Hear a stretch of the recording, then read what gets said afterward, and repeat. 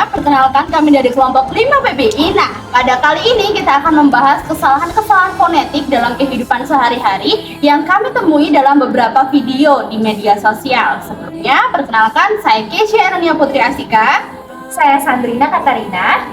Saya Patricia Dasalonika Situmorang. Saya Marcella Siloam. Selamat menyaksikan semuanya. Saya Patricia. Stop. Kenapa, Sam? Kemarin, bukannya kemarin ya? Oh iya ya. Ini videonya mengandung kesalahan fonetik. Oh, apa cuma di video ini aja yang mengandung kesalahan fonetik? Bukan, masih banyak video lain yang mengandung kesalahan fonetik. Contohnya video ini. Masih banyak lagi. Daripada bingung, Mari kita bahas. Nah, apa sih itu fonetik, teman-teman? Jadi, fonetik itu merupakan bagian dari fonologi. Fonologi secara etimologi itu berasal dari dua kata, yaitu fon yang berarti bunyi dan juga logi yang berarti ilmu. Oleh karena itu, fonologi adalah ilmu yang mempelajari, membahas, membicarakan, dan juga menganalisis bunyi-bunyi bahasa yang diproduksi oleh alat-alat ucap manusia. Jadi, objek kajian fonologi ini adalah bunyi-bunyi bahasa yang dihasilkan oleh alat ucap atau alat bicara yang dimiliki oleh manusia. Nah, objek kajian fonologi ini ada dua. Yang pertama itu fonetik dan juga fonemik. Fonetik ini menekankan pada bunyi yang dihasilkan tanpa memperhatikan apakah bunyi-bunyi bahasa tersebut dapat membedakan makna ataupun tidak. Sedangkan fonemik merupakan cabang kajian fonologi yang mengkaji bunyi-bunyi bahasa dengan lebih jauh memperhatikan perbedaan bunyi dan juga makna. Nah, pada video kali ini kami akan fokus membahas mengenai kesalahan fonetik yang sering terjadi. Fonetik menurut Keraf adalah ilmu yang menyelisik bunyi tuturan serta bagaimana bunyi tersebut dihasilkan oleh alat ucap manusia. Nah, jenis-jenis kajian fonetik ini ada 3. Yang pertama, fonetik artikulatoris, kedua akustik, dan ketiga auditoris. Nah, fonetik artikulatoris berfokus meneliti pada sumber bunyi bahasa dan bagaimana bunyi tersebut dihasilkan. Sedangkan fonetik akustik berfokus pada bagaimana suara merambat atau dihantarkan kepada penerima bunyi. Nah, fonetik yang ketiga adalah fonetik auditoris yang berfokus meneliti bagaimana suara tersebut diterima oleh pendengar melalui alat dengar. Nah, maka dalam penelitian, fonetik yang dapat diteliti dalam kebahasaan adalah fonetik artikulatoris yang akan kami bahas. latar belakang yang mendasari pembuatan video ini adalah dalam kehidupan sehari-hari, kita sering menemukan kesalahan-kesalahan pelafalan atau pengucapan bunyi suatu kata bahasa Indonesia. Nah, kesalahan berbahasa bidang fonologi sebagian besar berkaitan dengan pelafalan bunyi-bunyi bahasa. Nah, kesalahan fonetik terjadi karena pengucapan suatu fonem tidak sesuai dengan kaidah kebahasaan dan produksi fonem tidak sesuai artikulasi. Selain itu, kesalahan-kesalahan pengucapan suatu fonem juga terjadi karena berbagai faktor berikut. Yang pertama, faktor kebiasaan dalam berbicara dan mendengar pengucapan yang salah. Kedua, kurangnya pengetahuan. Banyak orang yang tidak menerima pendidikan mengenai fonetik atau cara yang benar untuk mengucapkan bunyi yang benar. Ketiga, adanya keragaman bahasa. Dalam masyarakat yang multibahasa atau multikultural, keragaman dialek dan aksen dapat menyebabkan variasi dalam pengucapan yang kadang-kadang dianggap sebagai kesalahan. Kemudian yang keempat, memiliki masalah pada alat ucap sehingga menghasilkan artikulasi yang tidak sesuai. Nah, melalui video ini kami akan membahas kesalahan fonetik dan juga memiliki artikulasi yang benar sehingga dapat menghindari kesalahan pengucapan yang umum terjadi. Nah, sebelum itu kita perlu mengetahui jenis-jenis kesalahan fonetik. Yang pertama, perubahan fonem, yaitu kesalahan pelafalan karena fonem-fonem tertentu diganti atau tidak diucapkan sesuai kaidah. Perubahan fonem diklasifikasikan ke dalam 5 bagian. Yang pertama, perubahan fonem vokal, yang kedua perubahan fonem konsonan, selanjutnya perubahan fonem vokal menjadi fonem konsonan, selanjutnya perubahan fonem konsonan menjadi fonem vokal, dan yang terakhir perubahan pelafalan kata atau singkatan. Nah, yang kedua itu penghilangan fonem. Kesalahan pelafalan karena fonem-fonem tertentu dihilangkan pada sebuah kata yang mengakibatkan bunyi pelafalan tersebut menjadi salah. Penghilangan fonem diklasifikasikan lagi ke dalam 5 bagian, yaitu penghilangan fonem vokal, penghilangan fonem konsonan, penghilangan fonem vokal merangkap menjadi vokal tunggal, penghilangan deret vokal menjadi vokal tunggal, dan penghilangan gugus konsonan. Nah, yang ketiga adalah penambahan fonem. Kesalahan pelafalan karena penambahan fonem tertentu pada kata-kata yang diucapkan. Penambahan fonem diklasifikasikan menjadi 4 bagian, yaitu penambahan fonem vokal, penambahan fonem konsonan, penambahan deret vokal, dan pembentukan gugus konsonan dari fonem konsonan tunggal. Nah, berdasarkan hasil penelitian tentang kesalahan fonologis dalam percakapan sehari-hari yang ditemukan di media sosial, ditemukan kesalahan penambahan fonem, penghilangan fonem, dan perubahan fonem. Jangan pedulikan apa yang orang lain pikirkan tentang kamu. Jadi teman-teman, yang benar itu peduli atau perduli. Nah, jika kita lihat dari video yang tadi, kita bisa mendengar bahwa kata peduli, kata baku yang harusnya diucapkan dengan ucapan peduli, justru diucapkan dengan kata perdulikan. Jelas terdapat penambahan fonem R pada video tersebut, sehingga pengucapannya menjadi perdulikan. Nah, menurut Kamus Besar Bahasa Indonesia, kata yang baku merupakan kata peduli yang berarti bahwa mengindahkan ataupun memperhatikan. Jelas dalam video tersebut terjadi suatu kesalahan fonetik yang berjenis penambahan fonem konsonan, yaitu konsonan R. Kesalahan fonetik itu terdapat dan ditemukan di dalam video di atas pada menit ke-2 detik 20 detik. Politikus dari Partai Nasdem ikut serta mengucapkan selamat kepada Prabowo Subianto seusai resmi mendapat gelar Jenderal Kehormatan dari Presiden Jokowi. Ia adalah Bendahara Umum DPP Partai Nasdem yang juga Wakil Ketua Komisi 3 DPR RI Ahmad Syahroni. Ucapan selamat itu disampaikan oleh Syahroni melalui unggahannya di Instagram pada Rabu 28 Februari 2024. Dalam unggahan itu, ia membagikan sebuah tulisan yang berisikan ucapan selamat kepada Prabowo. Ia mengucapkan selamat kepada Prabowo yang mendapat pangkat istimewa menjadi jenderal penuh. Nah, pada video yang tadi, kita bisa mendengar beberapa kesalahan fonetik, seperti pengucapan jenderal dan juga pengucapan kata seperti. Nah, seperti yang kita tahu bahwa kata jenderal itu merupakan kata yang dituliskan dengan tidak baku, karena seharusnya pengucapannya itu adalah jenderal.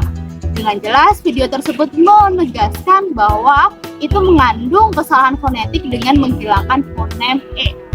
Bahkan, dalam tulisan yang ditampilkan, ucapan selamat juga terdapat kesalahan, gitu ya. Jadi pada ucapan selamat yang diucapkan oleh Puara itu menunjukkan adanya kesalahan pengucapan kata jenderal. Nah, bentuk kata baku dari jenderal ini sendiri itu adalah jenderal. Ini jelas tertulis dalam Kamus Besar Bahasa Indonesia yang berarti kelompok perwira tinggi dalam Angkatan Darat, kemudian ada Letnan Jenderal TNI dan juga sebagainya.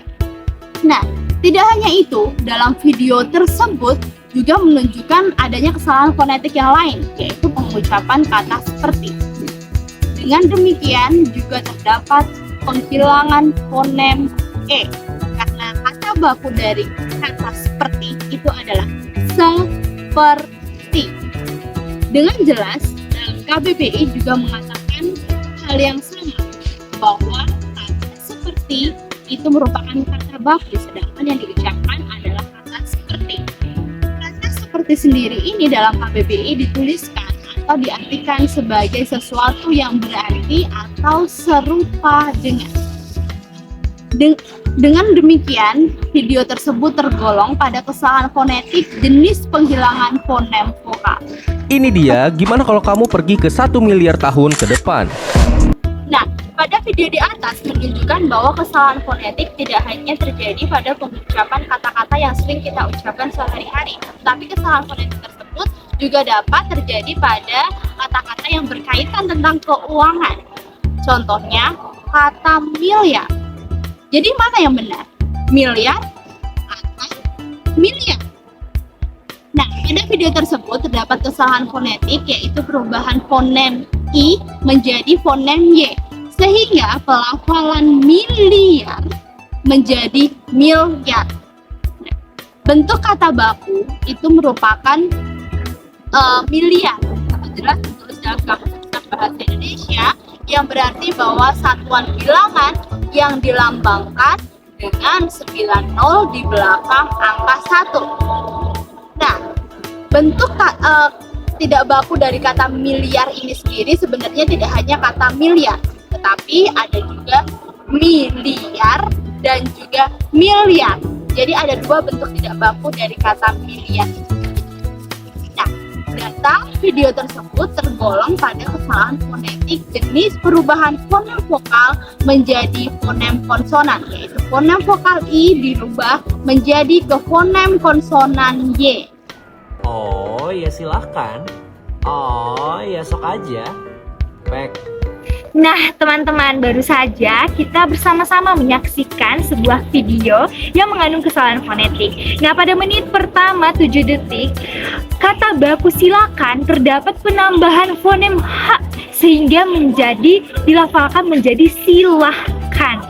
Nah, jika ditinjau dari kajian fonetik artikulatorisnya, kata baku silakan dilafalkan menjadi silahkan terjadi karena dalam kata silakan bunyi H ditambahkan di antara suku kata la dan kan.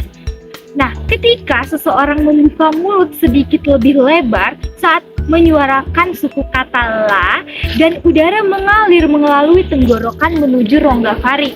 Nah, hal itu menciptakan situasi di mana udara bertemu dengan hambatan kecil di rongga faring yang menghasilkan bunyi H. Nah, tentu saja hal ini berpengaruh karena saat menyebutkan kata silakan ada penambahan huruf H di antara silabel la dan kan. Nah, ini juga dipengaruhi oleh kebiasaan berbicara atau dari pengaruh orang-orang di sekitar. Kita memiliki harga yang sangat bersaing dengan kualitas super. 5 tanda kamu mempunyai kualitas hidup yang baik. Silabel ku diikuti oleh huruf setelahnya, yaitu huruf A.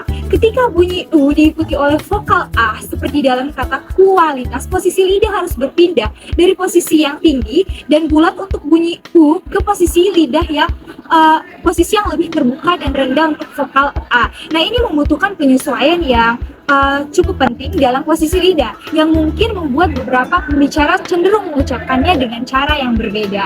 Jadi ada jeda di antara kualitas. Sedangkan pada pengucapan KW, silabel KW dengan huruf setelahnya yaitu A, vokal A seperti dalam kata kualitas, perpindahan lidah tidak perlu sebesar perubahan lidah yang pada kata KUA, karena posisi lidah untuk bunyi W sudah dekat dengan posisi yang diperlukan untuk vokal berikutnya. Nah, ini membuat konsonan W dan vokal A menjadi lebih lancar dan lebih cepat. Jadi tidak perlu penyesuaian yang besar dalam posisi lidah. Jedanya juga tidak begitu terlihat sehingga orang-orang lebih banyak mengucapkan kata kualitas dan lebih cepat menggunakan kata kualitas dibanding kualitas. Kak, gimana cara peka ke pasangan? Berikut 5 tips supaya kita bisa lebih peka ke pasangan kita. It's action. Video yang selanjutnya juga kita menemukan kesalahan fonetik loh teman-teman, yaitu pada kata PK. Nah, secara umum banyak nih yang melafalkan kata PK sebagai peka. Nah, teman-teman, dalam fonetik ada 3, yaitu etalin terbuka, etalin tertutup, dan epepet. Nah, etalin terbuka ini seperti biasa, yaitu bebek, contohnya pada kata bebek. Sedangkan etalin tertutup lebih lemah, yaitu kata kera. Nah, dan epepet, yang dihasilkan adalah yang lebih lebar. Rahang mulut kita kelihatan lebih lebar. Nah, inilah epepet ini yang kita gunakan pada kata PK. Hal ini juga terdapat pada kata permusyawaratan. Nah, seringkali teman-teman kita mendengarkan pelafalan kata permusyawaratan menjadi permusyawaratan. Namun yang sebenarnya pelafalan kata permusyawaratan adalah epepet. Jadi lebih lebar daripada permusyawaratan. Pemakaian kata Senin dan Jumat merupakan kata tidak baku dari kata Senin dan Jumat. Nah, bersama video yang ditampilkan barusan, kita melihat bahwa adanya perubahan fonem I menjadi eta yang terbuka. Pada video yang ditampilkan dari detik 6 sampai detik 10, terlihat poster makanan yang menunjukkan bahwa kata baku Senin yang dimaksudkan sebagai hari mengalami perubahan fonem I menjadi fonem E sehingga dilafalkan menjadi kata Senin. Padahal dalam Kamus Besar Bahasa Indonesia, penulisan yang benar adalah kata Senin. Jika ditinjau dari realisasi fonem bahasa Indonesia, praktik pelafalannya menggunakan penekanan di suku kata atau silabel se dan nin. Untuk melihat bagaimana penekanannya dapat dilihat dari penulisan di KBBI. Hal ini ditandai dengan tanda titik. Dalam KBBI terlihat bahwa tanda titik di antara suku kata se dan nin.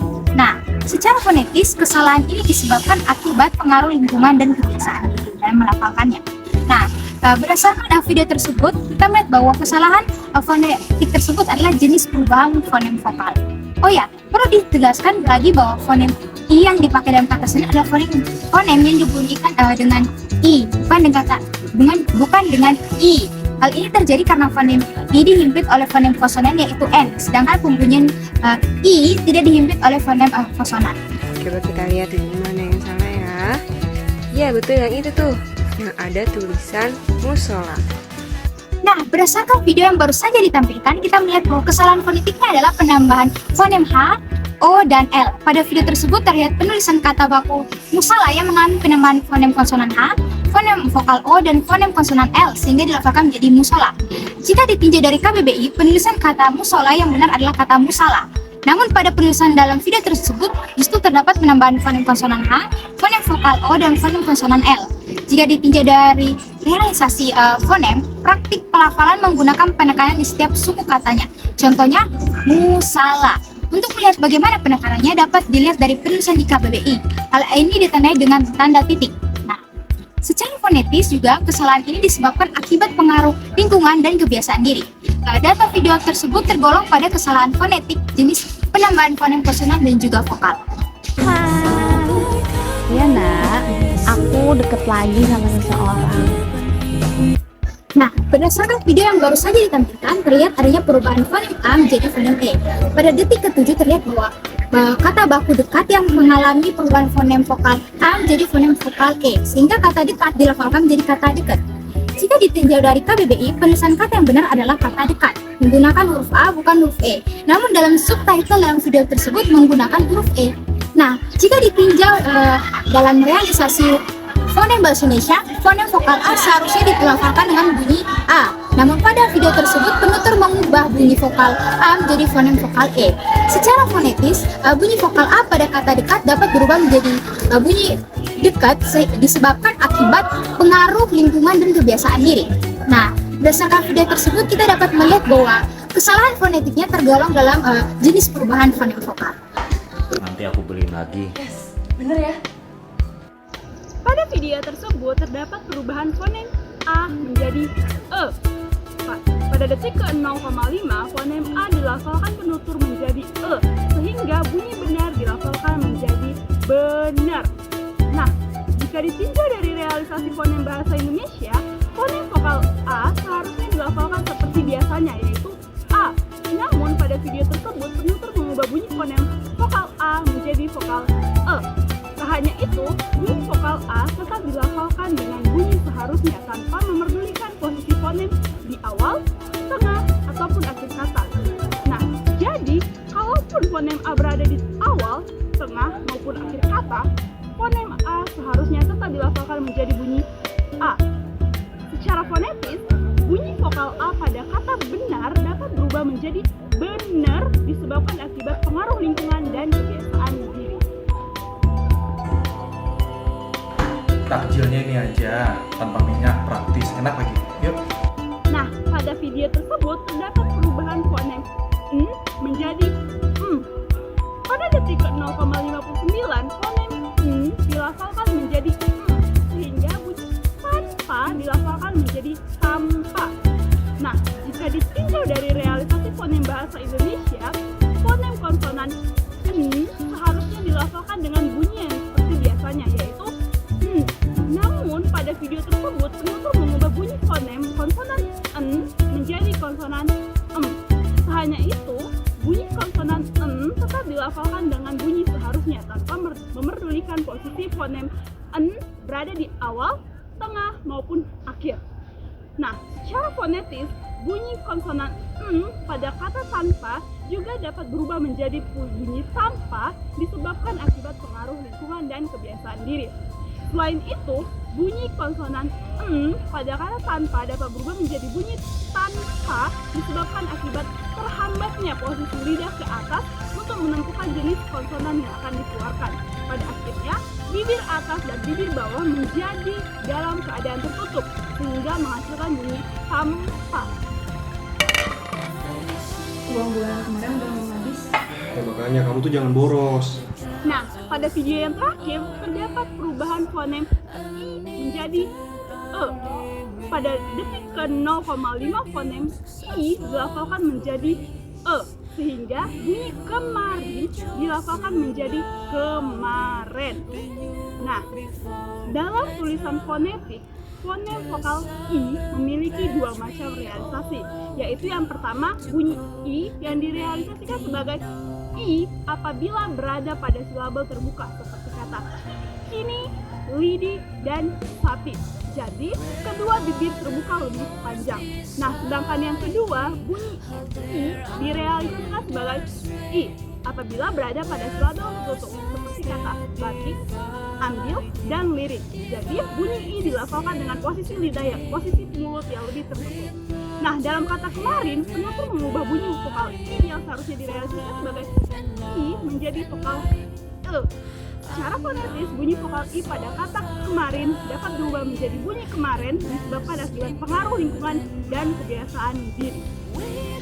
Berdasarkan hasil penelitian sederhana mengenai kesalahan fonetik pada tuturan sehari-hari yang telah kami tampilkan pada beberapa video media sosial, kelompok kami menyimpulkan bahwa masih banyak terjadi kesalahan fonologis pada tuturan sehari-hari. Nah, kesalahan yang paling banyak ditemukan pada analisis ini adalah perubahan fonem. Penggunaan bahasa Indonesia yang sesuai dengan kaidah penggunaan bahasa yang baik dan benar dalam kehidupan sehari-hari sangatlah penting. Maka kami merasa perlu untuk melakukan penelitian dan analisis terhadap kasus-kasus perubahan-perubahan fonem ataupun kesalahan-kesalahan dalam pelafalan kata. Tujuannya agar hasil analisis ini dapat menjadi acuan perbaikan untuk kedepannya, supaya kesalahan berbahasa dapat diminimalisir dan penggunaan bahasa Indonesia dalam kehidupan sehari-hari semakin efektif.